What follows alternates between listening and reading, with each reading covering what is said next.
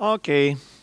Hi, my name is Jakub Kubrynski. I work at DevSkiller, and today I want to introduce the concept of the infrastructure as code and how this approach or this pattern can be simplified by using the conventions. So first, wiki definition. So infrastructure as code is the process of managing and provisioning computer data centers through machine-readable definition files rather than the physical hardware configuration or interactive configuration tools. So generally, we want to describe the infrastructure, describe all the provisioning stuff in files that are readable for machines, not by clicking and using some interactive stuff.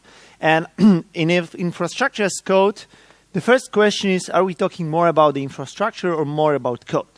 So the answer is tricky, and it's that we are talking more and we are caring more about code. Why?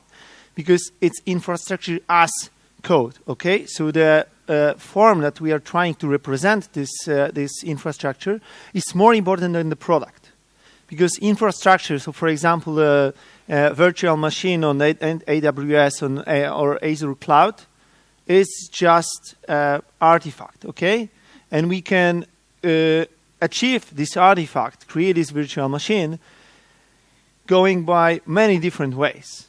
Some of them are good, some of them are better, some of them are really great. Okay, so we care more about the code, the form of describing this infrastructure, than this infrastructure itself.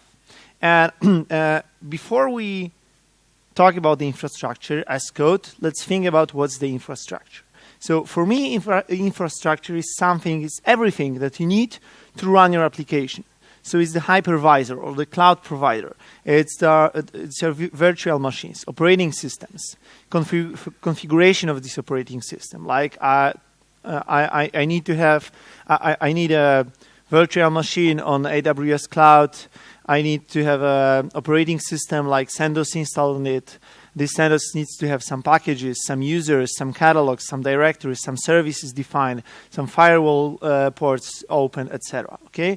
Then I need to have an application build pipeline, because if I have an application that is more complex than a PHP that I can just async to my production environment, I need to compile this application. So I need this whole build script, build pipeline be also defined as an architecture. Okay, all deployment scripts, application configuration, it's all that we see as an architecture. Okay, and why should we even think about automating the infrastructure? So the first and the most important stuff is the recovery time.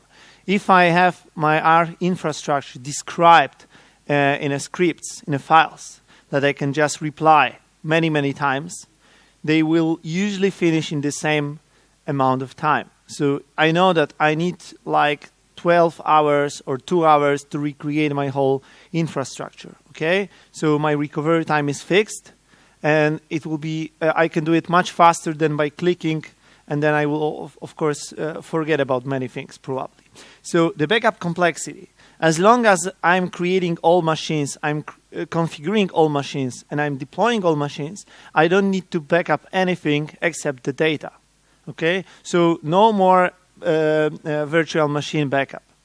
Okay, I don't need to back up this whole hard drive, this configuration, all the packages, users, etc. Information, because if there is any firewall port opened, it's because my script opened this port, so I don't need to back up it. I just need to back up the script.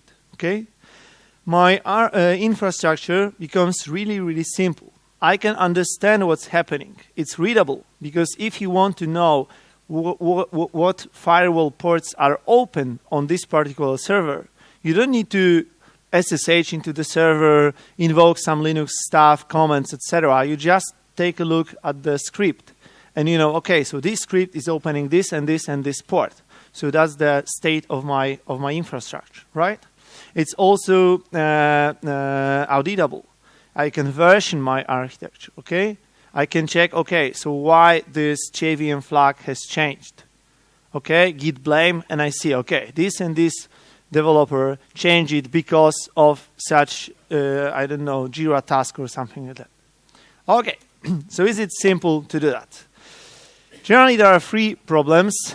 lack of competencies, people, time, and you can choose any combination that you want. Okay, so there are problems with competencies and people, with people and time, with competencies, people and time, etc. So yeah, that's the problem. That's a real problem. So how can we solve it? Just try to do less. If you don't have time to do a lot of stuff, then do less. Great. So how can we do that? So there is some approach called convention over configuration. So let's think, what's the convention, what's the configuration? So the convention is like a function, while the configuration is like a result of this function. Okay? Okay, but what's the difference in case of infrastructure? Let's take some very, very abstract example. So sample configuration of the emails used at some company is there one guy has an, I don't know, Sweetie, some has an LD at acme.com, etc. So these are emails. If you want to send email to, I don't know, Josh Long, you need to know that his email is, I don't know, John23, just because, okay? If the company grows, there will be more and more employees in this company, then you suck, because you need to remember all the emails, or you need to have very, very good address book. At the same time, we can introduce the convention, name.surname@acme.com. And now I can ignore if I have like 2 employees in this company or 200 employees in this company. Because if I want to send email to Josh Long, I know that it's josh.long@acme.com. Because I know the function to generate the emails, so I don't need to know all the emails. Okay? So how it applies to the infrastructure. So how we can start with the infrastructure automating the stuff. So there are many people that think that you should start from the most easiest parts. And that's not true. Why? Because if I'm going to do anything like automate the infrastructure, I want to see the benefit of that. So I need to start from the most time-consuming things. Okay? Of course, I can, I don't know, automate the firewall configuration because it's easy. But how often do you configure the firewall? Once per, I don't know, 3 months, 6 months? And how often do you deploy application? Like 20 times a day, 30 times a day? So we need to start with this one. Okay? Okay. So we know that we need to start from the most time-consuming things. Now let's think about how conventions can help us do it easier. This is the artifact configuration. We have 3 applications in our company. One is the users, second one is product, and third is our web application. Okay? And I need to know that, okay, for the users, the artifact that I'm generating during my build is the target/users.jar. For the product, is target/products date.jar. And for the web app, it's web app/target/web app 1.5.25.jar. Great. Now, if you are going to automate the deployment, you need to keep this information. You need to add some branches or some if statements to your deployment scripts, and it's becoming more and more complex. If you have not 3 applications, but 3,000 applications, those deployment scripts are becoming your monolith. Okay? So what I'm doing? I'm introducing the artifact convention. I'm saying, okay, so if you want to have an application that is called users, it needs to produce target/users.jar. If you are going to create a web app, it will be target/webapp.jar. But it's multi-module Maven application. That's your problem, not mine. Okay? Configure your Maven build or Gradle build to produce it in this particular application. Right? Final name /target, no problem. It's really extremely easy to do that. And now my all deployment scripts are the same. I just need to know the name of the application, and I'm able to resolve everything. Okay, I have the artifact. Now let's deploy it to the servers. Okay, so for users application, the name of the servers are dependent on the last cities I visited with my wife. It's so romantic. I have a Chicago, New York, Miami, and I know the whole story behind those servers. That's great. For products, a friend of mine is he loves mountains, so the Everest and K2s. for the web app, they really like music. So we have Red Hot Chili Peppers and Beatles. Great. But how should I know that users are deployed in New York and Chicago? I don't know. I have no idea. So we can do some more simple infrastructure. Say that, okay, so the name of the server will be the name of the application, index of the server, .devoxx.pl. So now, where should I deploy users' application? Maybe to users 1, users 2, users 3. And products, maybe products 1.devoxx.pl, okay? So no more problems. If you know the name of the application, you know the name of the servers that this application should be deployed, okay? And it also applies to any other stuff. So let's say that it's our infra configuration. I know that the virtual machine with such identifier uses such disk, uses such security group, and such subnet. Great. I need to put down and write down all those IDs to be able to manage it. And we can create the infrastructure convention. Okay?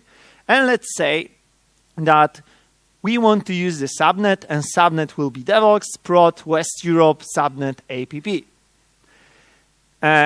We'll also have a security group for VPN component that will be Devoxx, prod, West Europe, security group, VPN. We'll have a disk that will be Devoxx, prod, West Europe disk for the VPN machine number 1. And we'll have the virtual machine that will be Devoxx, prod, West Europe, virtual machine for the VPN number 1. Okay? So we have a convention that is described above, like that is Devoxx, environment, region, name of the component, or name of the element, like the virtual machine, security group, network interface, then the name of the component, like VPN, and the index. Okay? Great. So why it's cool? First cool thing is that now I don't need to put down all the IDs because I can recreate the particular name of particular component based on the context. If I know that I'm provisioning the first virtual machine for VPN and a prod environment in West Europe, using the convention I can generate all dependent components. Why it's cool? Because should our load balancer use the public IP address? Normally, I would need to configure that, hey, if you are creating this load balancer, please remember to define a public IP or something like that. And I'm reversing this stuff. I'm saying, okay, so if you are creating a load balancer for the West Europe production environment for votes application, please check if the public IP for the same context exists. So it's the pattern, let's say, borrowed from Spring Boot. Okay, if you have Spring Boot, how do you say to Spring Boot, hey, please configure me MySQL connection? You just add the MySQL driver to the class path. Okay, how can you say to Spring Boot, hey, I want to use RabbitMQ? You just put RabbitMQ to the class path. And that's the same here. How would you say to load balancer that, hey, please use the public IP? Just put the public IP on the class path, so on the context, right? How should we say that, okay, if you are provisioning this virtual machine, please bind it to the backend pool of this particular load balancer? Easy. I'm creating the virtual machine, and during the provisioning of this particular machine, I'm asking the cloud provider of virtualization provider, hey, could you please tell me if such and such load balancer is defined? If yes, maybe load balancer for votes is defined because I should use it. So I'm using it automatically. Okay? So that's the basic idea of this, and how we use it at for example, DevScaler. So we've been looking for various different infrastructure definition tool, and they are all great, but then they don't allow you to implement those conventions. So we've created our own wrapper for Terraform, which is called the InfraDSL, and it's how it looks. Okay, so I'm defining my infrastructure in a Groovy file, which allows me, for example, to invoke the for loop to generate some virtual machines. Okay. And I'm creating a catalog for prod environment of Devoxx in West Europe. And I'm saying, here is the availability set. I know what will be the name of this availability set because I'm generating it. So it will be probably Devoxx, Prod, West Europe, catalog availability set. Then if I'm creating a network security group, public IP address, of course, then I create a load balancer which checks, oh, there is a public IP address, so I will use it, okay? Then I'm creating a virtual machine which says, okay, I'm a virtual machine. Is there any availability set available for me? Yes, okay, so I'm using that, okay? Is there a load balancer? Yes, it is. Okay, so I'm binding to a load balancer stuff, okay? And do you think that such wrapper is hard to implement? So I think that our wrapper, which covers AWS and Azure, is like 3,000 lines of code, maybe 5,000. That's all. It's something that you can write in 2 weeks, okay? And it's generating the Terraform, which is a company standard or industry standard that you can use simply, okay? And if you would at any moment say, okay, I don't want to use those conventions, doesn't work, you still have the generated file, Terraform file, that you can still use, okay? But the idea that we don't want to use this raw Terraform data is that we want to have those conventions generated. And the difference is that if we have, for example, 500 lines of Groovy DSL, it generates around 6,000 lines of the Terraform information. Why? Because there are no relations between the components, because those relations come from the convention. There are no names, etc. Okay? So for any component, we don't need to put the information about the region, because we know that all components are in the same region, so we can put this information automatically. Okay? So generally, if you want to go with the infrastructure as code pattern, then remember that you need to start from this most time-consuming thing and simplify the infrastructure, because if the infrastructure is simple, then it's easy to automate. If it's easy to automate, you can do it, and you will spend less time doing that. Okay? And that's all. Thank you very much. If you will have any questions, just catch me here.